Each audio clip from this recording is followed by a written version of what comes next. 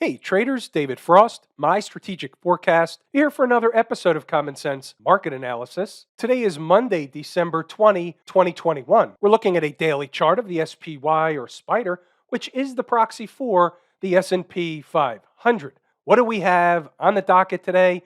The first thing we have on the docket is my voice might sound a little off, doesn't affect the numbers. Let's go forward. The first thing we have to do is talk about what's jumping off the page on the daily chart. So on the weekend video, I believe we talked about the 100 period moving average and said that's not really a great support level. It's bound to hold for a while, but it's ultimately not going to hold the market. They came close, they bounced away. That's not really a support any longer. So they got there today, they bounced off of it or in the neighborhood today, which brings me to the next set of things. Are we going to get an end of the year rally? Are we going to get a rally from here? Are we going to get a further decline? Let's talk about both sides of the tape, and then we'll give specific numbers and circumstances for when those numbers may be achieved. First, the market got hit Sunday night when the futures opened. Now they're going to pin on one of two things the reason why. And it's a manufactured reason. It's not really the reason. The reason is because the market topped out and it's going to go down. Now, when it goes down, the media looks for reasons/excuses of why it's happening. So the two on the board today were COVID or Omicron or whatever you want to call it. And then the second, by the way, I'm going to dispel that in a moment. The second one was the Build Back Better plan and how Senator Manchin is not going to vote for it, all that stuff. But here's the thing. That plan, that bill, would have further increased inflation, cratered the thing. It's not really something we need. I know that the Democrats want to tell you that it's going to bring down inflation by spending all that money, but that's just another hoax. It's not reality. The market's not going down because of the Build Back Better plan or lack of the Build Back Better plan. It's going down because the market topped out.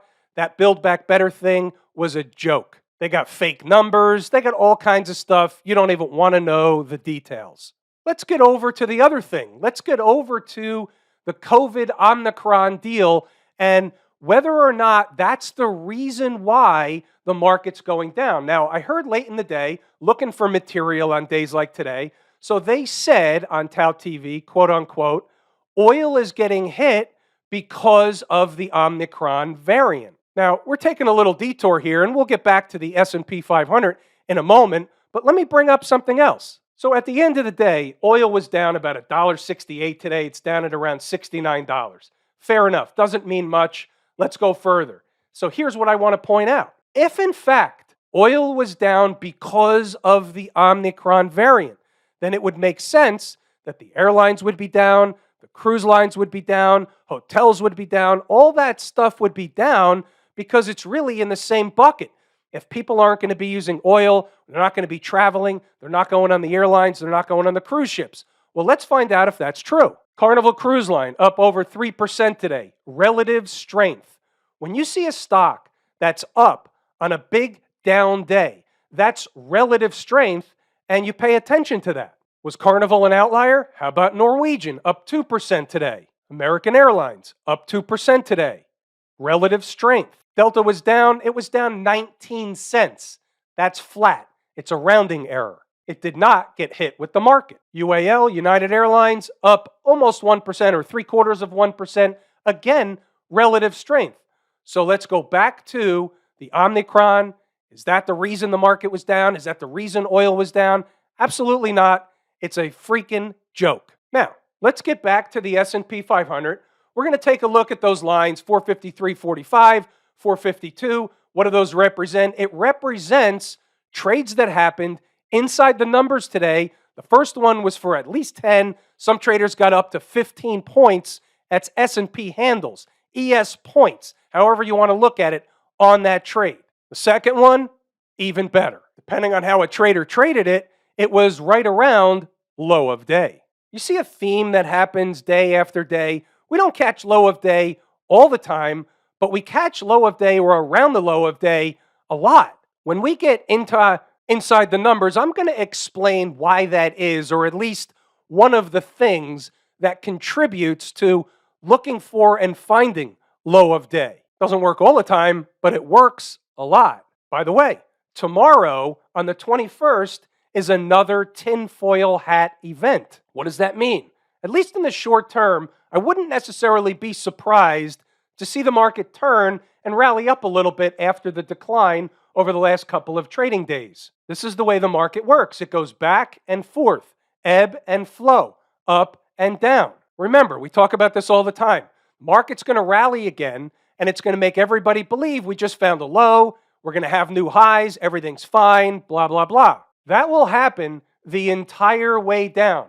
You'll be down here, and they'll still be doing the same thing because you'll bounce back up to here. That's the way the market works. It's a tradable environment. You just have to have the awareness that that's what they're doing. The conversation is driven by direction and velocity of the market. So for example, let's say Tuesday we walk in and the market's up and it's up a lot. Everything will be fine. Omicron's not that big of a deal, and we didn't need the Build Back Better plan anyway. That's what the conversation will be tomorrow morning if they're having a rally. Here's a 240 chart, and we'll zero in on a couple of important spots. Are they going to run up and fill this gap at 460, give or take, whether it's tomorrow or some other point in the future? And the answer is, the likely scenario is absolutely. When they're at 460, take stock, take note of the conversation. If it's tomorrow or Wednesday, everything will be fine again, at least intraday. They'll run back up to try and recapture the 100-period moving average on the 240 chart. That's just the way this works. Same thing here. This is the 120 chart. Looks pretty familiar. Looks very similar to the 240 chart. They'll want to recapture this 200-period moving average, and if they're strong enough, they'll get into this convergence of other moving averages up here.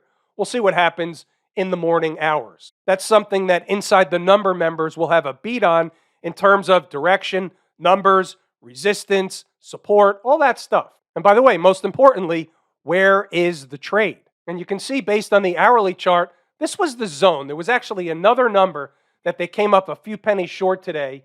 Low of day happened to be 451.14. I had 451 on the board. Sometimes they come up short. Sometimes they spike it through. That was really the last line of defense. That was a buy area. But the whole thing down there in that zone was a buy area. We're looking at Inside the Numbers. I'm going to highlight a couple of important things as we scroll through the commentary.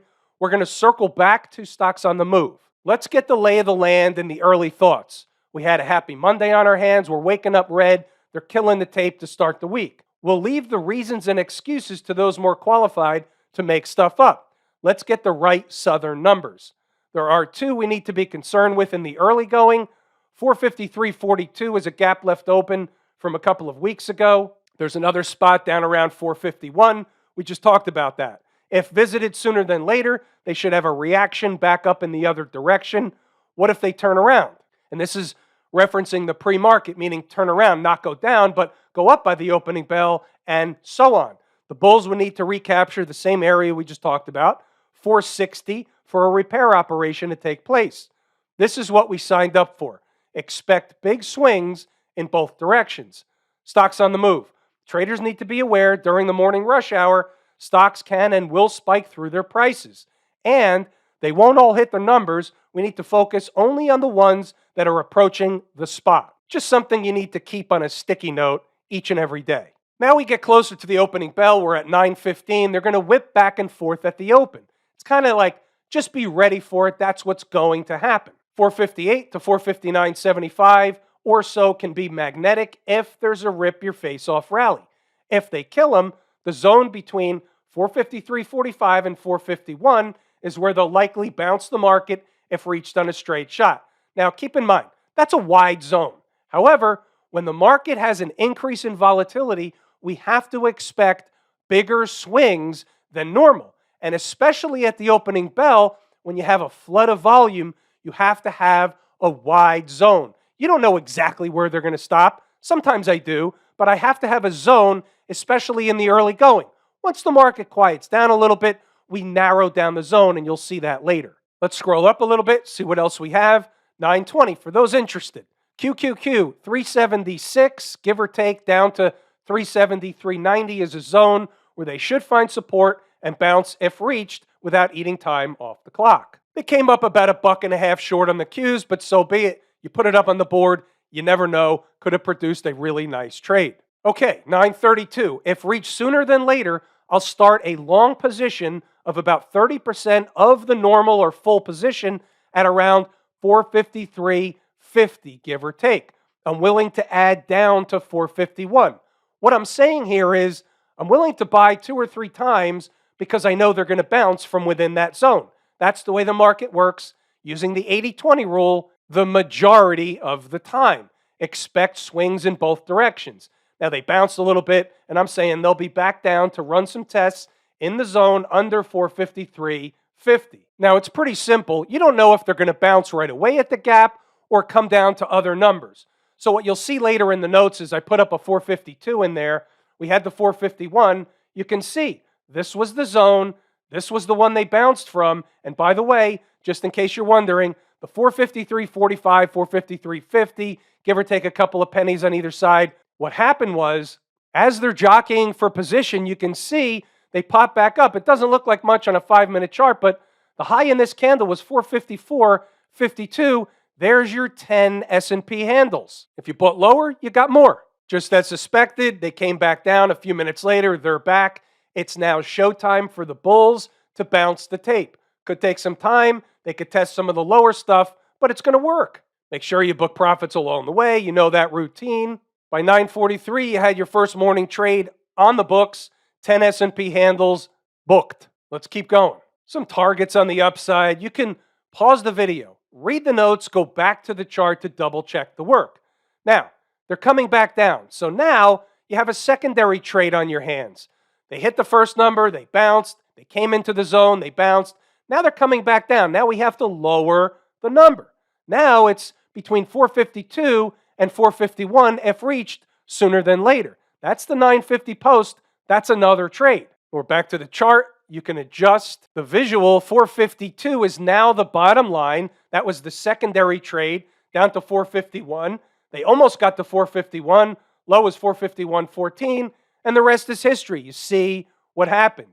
We were buying down around the morning lows, not knowing if it was going to be the low of the day, but you'll see something else in the notes that comes up all the time.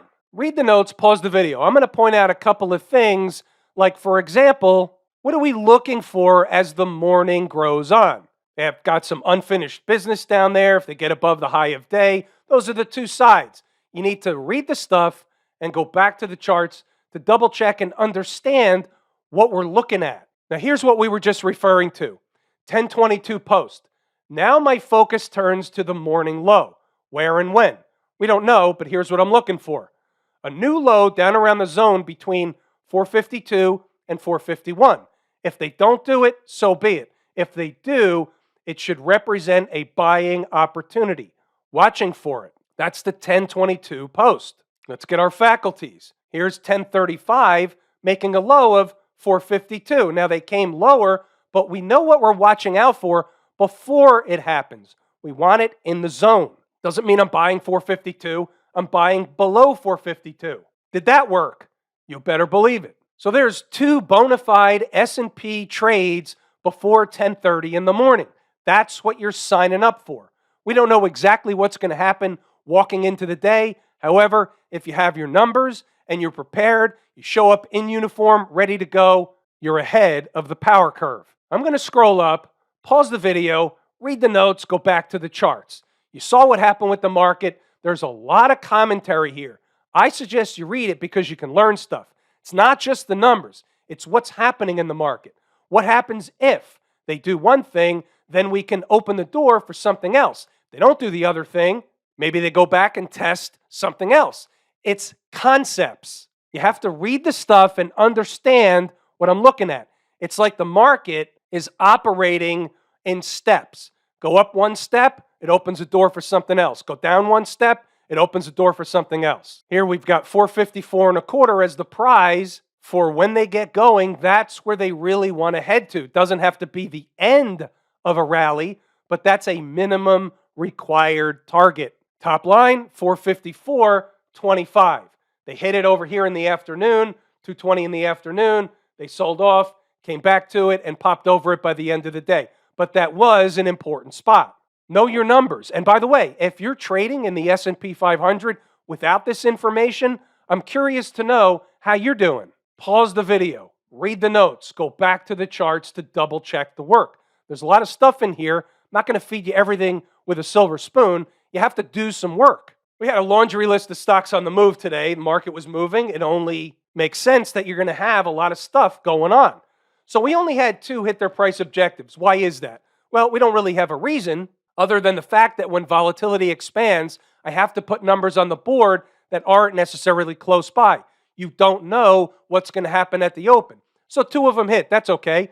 FSLR and Facebook. We'll take a look at those. A couple of others came close, but they didn't hit their numbers, so they're off the board. There were no trades. As an example, just by the way, JPM, 151.61 was my number, and it made a low today of 151.84. So it's pretty close, and look what happened later. That was low of day, and they had a nice rally. So that would have been a good trade. I'm just pointing out that even though it didn't trigger, the numbers work. First Solar, some traders took the trade, some traders didn't. They did a little bit of a Macarena early in the day. Then they came into the number, and they did the deal. The high here is 87.69. It's $1.64, more than the required minimum base hit. It's a good trade, especially with downward pressure on the market all morning long. Facebook, 323.67. Again, they came close, they bounced away, but you can see either way, this was an important spot. Know your numbers. Sometimes they don't give you the trade in the exact manner you want, but the takeaway is this was the zone of support. That was the number. I would say all in all, regardless of which trades you took or didn't take, inside the numbers today was once again a success story. What's going on over in Camp IWM? So they made another new low today, bounced off that 210 area. That 210 is the rubber band spot. It's the teetering spot. Let's go to the weekly chart and help understand that one more time. We've been discussing Irene. The low here is 209.05. What was today's low? 208.76. So they spiked Irene and they bounced back up.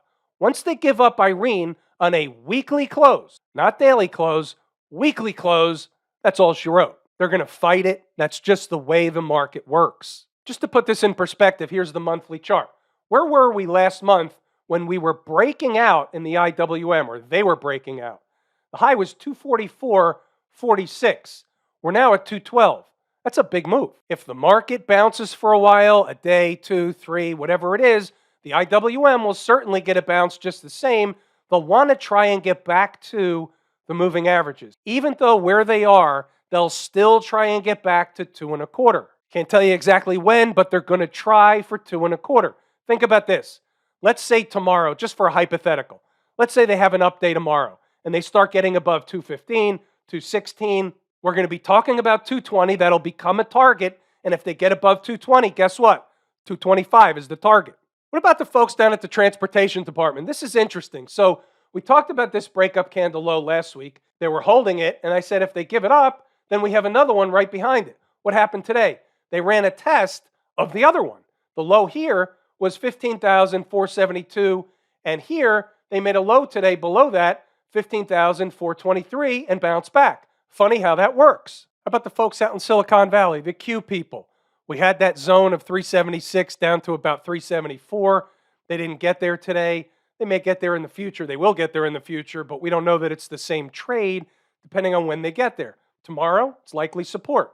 If not, probably not. If they rally, they're going to want to get to 387. How do I know that? Because I know that. Here's the weekly chart. They're teetering on the 20-period moving average. Now, it's not really that important anymore. They've hovered over it a bunch of times or for 3 weeks now. So it's not the same as it would have been before. However, they're likely to fight it for a while. If you get a bounce in the market, the Qs will bounce. 387 is the number, at least. Remember, there's plenty of bulls